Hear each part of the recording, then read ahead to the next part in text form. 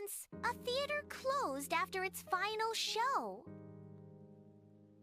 Children who came to watch never went home.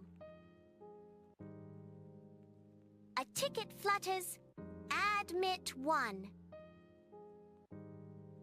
Julia, curious, steps inside with her phone light.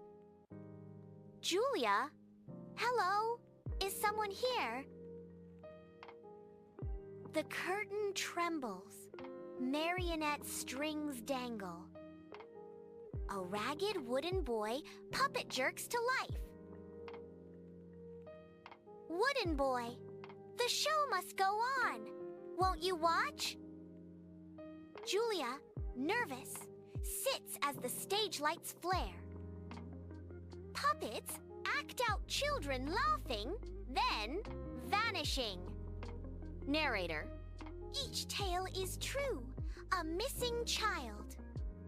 Funny, remembered only by the puppets who watched them.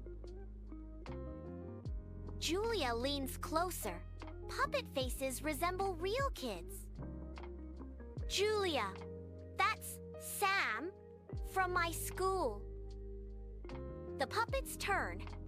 Wooden girl, he promised he'd come back. Would you like to keep the promise too?